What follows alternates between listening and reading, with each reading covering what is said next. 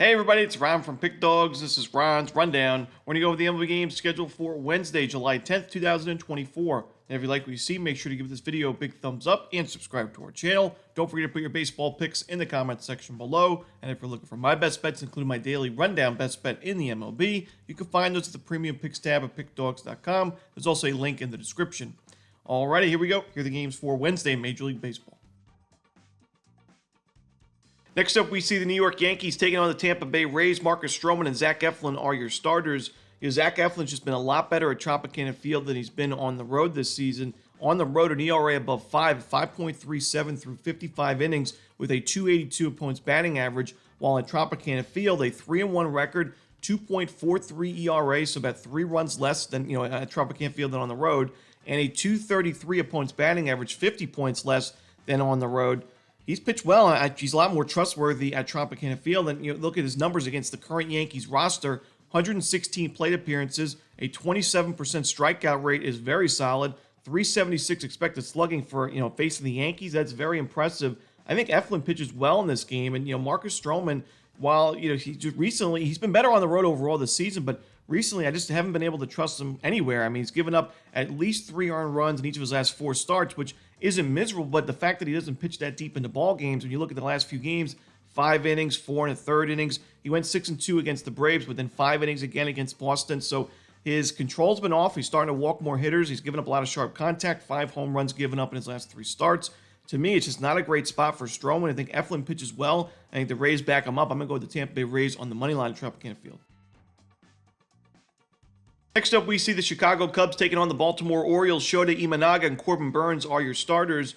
Last time Burnes was on the mound, we took the over in that Mariners-Orioles game, and a lot of people were surprised to see it. It was a very low total, 2 solid starting pitching options in Burnes and Bryce Miller at a very pitcher-friendly ballpark, but the final score was 7-3 in the end, and while Burnes didn't get shelled, he certainly had his issues. I mean, there was one point where the Mariners had the bases loaded, nobody out, and if it wasn't for a really key double play, Seattle could have put a crooked number on Burnes, and they still were able to get to the bullpen in the end, and obviously push that game over the number. But Burnes has recently given up a lot of sharp contact. We've seen at least 1 home run in 4 of his last 5 starts. The strikeout numbers are a bit inconsistent. While he had a strikeout per inning in that game against Seattle, we know the Mariners have the highest strikeout rate in all of baseball, so to only have 6 Ks through 6 innings doesn't necessarily impress me that much when you're facing a team like the Mariners. And now you're facing the Cubs. Not a great lineup by any means, but I think they have enough power in the lineup to find a home run or 2 in this spot, and I think the Orioles do the rest of the damage when it comes to getting us over the total. Imanaga's been solid, but recently not so much.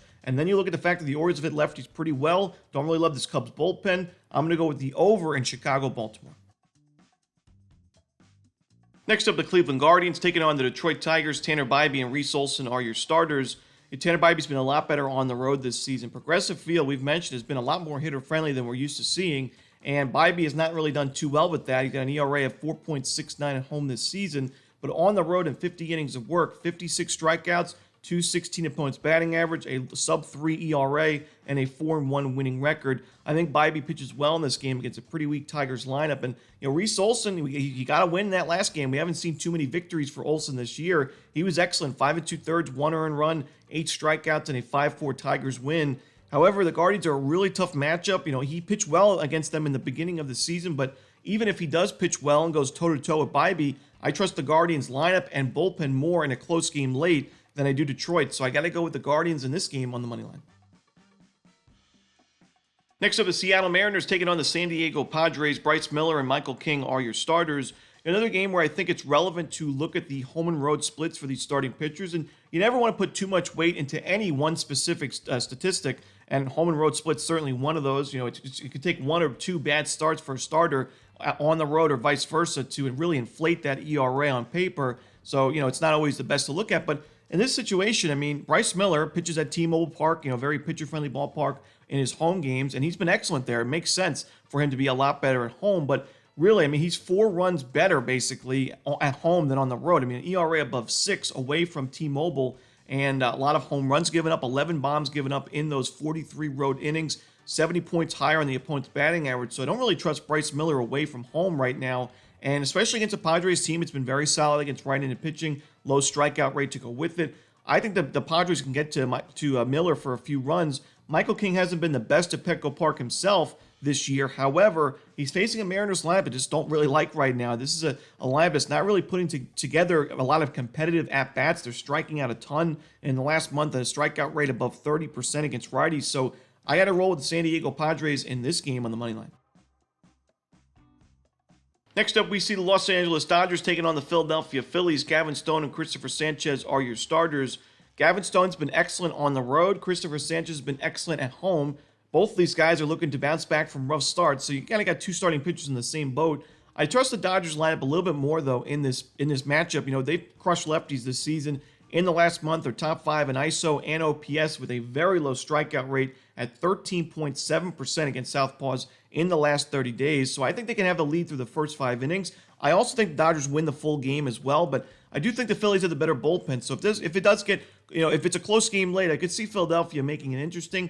Like I said, I still think the Dodgers win the game, but I'm just going to take them in the first 5 innings on the money line. Next up, we see the Colorado Rockies taking on the Cincinnati Reds. Kyle Freeland and Frankie Montas are your starters. Since the injury, or since returning from the injury, Freeland has been excellent for the Rockies. He's had a few starts at home, 1 start on the road. All those were successful outings. 2 of those ended up being Rockies victories. And you look at the first game against the Nationals, 6 innings of shutout baseball. That was at Coors Field. Then against the White Sox, 6 2/3 of 2-run ball and a 5-4 Rockies victory. And then against the Royals last time out, really impressive start. 7 innings, 1 earned run. He had 5 strikeouts. He's not really a strikeout guy, but he kept the ball on the ground, and he kept the Rockies in that game. They went on to win that one as a very sizable dog. I think they were plus 150, plus 160 in that range. And the Reds have not been great against lefties recently. In the last month, they're ranked 19th in baseball in isolated power, even worse at 23rd in team OPS. Very low walk rate, high strikeout rate to go with it. Frankie Montas has not been a very profitable pitcher recently. We've mentioned that. He's been very inconsistent as well. To me, the value lies with the Rockies in this game. I'm going to take the 1.5 runs in the money line with Colorado. Next up, the Oakland Athletics taking on the Boston Red Sox. J.P. Sears and Nick Pivetta are your starters. Tough game for me, not my favorite game on the board, but I do think Nick Pivetta is a slightly better option in this one. I trust the Red Sox lineup and bullpen more in this game, so I'm going to go with Boston on the run line, but a game I'll be staying away from. Sears has been very inconsistent this year. He's been better as of late, but not too far removed from those games against the Twins where he really struggled. And the Red Sox have been all over the place against lefties this year because they have solid numbers in terms of the OPS and ISO, but a strikeout rate that's been through the roof from the beginning of the year. I think if Sears is able to miss some bats early, he could put together a strong outing, but then I don't really trust this A's bullpen in the late innings. So give me the Red Sox here. I think Pivetta, he's been solid recently. I don't really love him at Fenway Park all the time, but I do think he'll be the better option by the end of this game. So give me the Red Sox here on the run line. Next up, the Washington Nationals taking on the New York Mets. Patrick Corbin and Luis Severino are your starters. Another game where I don't really love it. Luis Severino has been inconsistent recently. The last game he struggled against the Pirates, but that was on the road, and he's been a lot better at Citi Field this year with a sub-3 ERA. Corbin has not been great recently, but I would say he's been better than he was at the beginning of the year, but it's just really tough to back him when you look at his expected numbers. You look at the fact that he's near the bottom of the league in average exit velocity, hard hit percentage, you name it. Corbin does a good job of keeping the ball on the ground for the most part, but when the ball is hit over 100 miles per hour very often on the ground, it doesn't really do too much. So for me, I gotta lean towards the Mets. I don't really love the price we're getting with New York, but they have been very solid against left-handed pitching in the last month, and I think I think the Mets win this game in the end. So give me New York here on the money line and run line at Citi Field. Next up, we see the Miami Marlins taking on the Houston Astros. Brian Hoeing and Framber Valdez are your starters. Hoeing more of an opener. Last game he was a starter. He went about 3 innings against the White Sox. I could expect 2-3 innings in this game. He's been solid. Sub-2 ERA, but even if he pitches well, when you go to that Marlins bullpen, I think Houston has a big-time advantage there. And I like the Astros to find a way to win this game and cover the run line in the end. Framber, I don't love the fact that he's given up a lot of base runners recently. 9 base hits and 2 walks the last start. 8 base hits and 3 walks the previous. But the Marlins have just not been great against lefties this year. In the last month, 25.4% strikeout rate, 26th in team OPS, 29th in isolated power. So they're near the bottom of the league in a lot of those important hitting statistics. And I got to go with the Astros in this game on the run line. Next up, we see the Pittsburgh Pirates taking on the Milwaukee Brewers. Martin Perez and Tobias Myers are your starters. Martin Perez, his first couple starts back from injury. The first one was not great against Atlanta. He did bounce back in a big way against St. Louis last time out. 7 1/3 innings, 1 earned run. Now, he got absolutely crushed against the Brewers in the middle of May. It was May 15th. He gave up 9 earned runs and 5 home runs, 11 base hits to go with it in a 10-2 loss. But when you look at a line like that for a veteran starting pitcher, in my opinion, it's one of two things. And it could also be the fact that the Brewers just had a great game plan against him. But one of two things, in my opinion. A, he wasn't 100%, and that could very well be the case. I mean, he was injured only a couple starts later.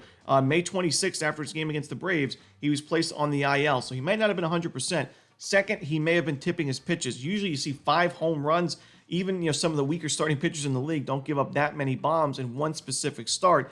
Fundamentally, there could have been something wrong in that specific outing, and he was able to make the corrections and pitch, pretty well before the injury. And like I said, in that last game against St. Louis, a really solid outing. Perez actually has solid numbers against the current Brewers hitters in his career. A very low expected batting average, expected slugging, pretty low average exit velo, 87 miles per hour. So to me, I think this is a good spot for him to get revenge and bounce back against Milwaukee. And they've been below average in OPS and ISO against lefties in the last month. You got Tobias Myers, I've mentioned. He's got a strong sub-4 ERA, but a 4.28 expected ERA, 4.43 FIP. He's susceptible to giving up the home run ball, which we've seen recently. To me, I think there's value with the Pirates in this spot. It may be crazy, not the most popular play, but I like the Pirates in this game on the money line at a really good price. Next up, the Texas Rangers taking on the Los Angeles Angels. Michael Lorenzen and Griffin Canning are your starters. Lorenzen's now up to 40 walks in 87 innings this season. The control's always been a concern in his game, but he was able to get out of the jams in that last start, giving up 5 walks against Tampa Bay, but no earned runs given up, and it's why he's pitching well this year overall. I think the Angels can find a few runs and base runners early in this game against them, but in the end, I like the way the Rangers are hitting the baseball recently. Don't really love Griffin Canning or this Angels bullpen on the other side, so I think the Rangers find a way to win this game and probably cover the run line as well. Give me the Rangers in this spot on the road. Next up, we see the Atlanta Braves taking on the Arizona Diamondbacks. We see Charlie Morton and Slade Cecconi as your starters. Originally we were expecting to see Morton on Tuesday and Chris Sale on Monday, but they moved. They put Bryce Elder on Monday, Sale pitched Tuesday, so now we see Charlie on Wednesday. And I forgot to mention in yesterday's video that Morton pitched against the Diamondbacks at Chase Field last year, and Chase Field, very hitter-friendly ballpark, but Morton actually pitched pretty well in that game. He went 7 innings, had a quality start. Now, I don't think it's going to be a great outing for him, but on the other side is Slade Cecconi, who's just not been great at Chase Field this year, an ERA above 11 so far, and it's a small sample size, 17 innings, but 17 innings, 27 hits, 22 earned runs, 5 home runs is pretty tough to ignore. I think the Braves do enough here offensively to win this game. And as we've seen already in this series, I think they have the much better bullpen. So give me Atlanta in this one on the money line. Next up, we see the Toronto Blue Jays taking on the San Francisco Giants. Chris Bassett and Logan Webb are your starters. Pretty good pitching matchup in this one. 2 guys that look to limit sharp contact, keep the ball on the ground. Logan Webb's done a better job at that recently, and he's had at least a 50% ground ball percentage in every start since May 15th. So he's obviously, pitching well, especially at Oracle Park. I think he pitches well here. I think Bassett also puts together a solid outing. He's been better on the road this year than he was last year, and pitching at Oracle Park, I think he benefits from a spot like this. But I also think the Giants have the better bullpen in the end of this game, and I also trust their bats a little bit more. So I like San Francisco to find a win in the end. If this is a close game late, I've mentioned San Francisco's bullpen ranked 3rd right now in xFIP in baseball. Toronto, near the bottom of the league, and with those injuries in that bullpen as well, I think San Francisco takes advantage. Give me the Giants on the money line with a lean towards the under in this one. And that's it. Those are the games for Wednesday in Major League Baseball. Hope you enjoyed this video. If you did, don't forget to hit that like button and subscribe. But don't forget to put your baseball picks in the comments section below. Again, if you're looking for my best bets, you can find those at Pickdawgz Premium. As always, this is Ron Romanelli. Good luck.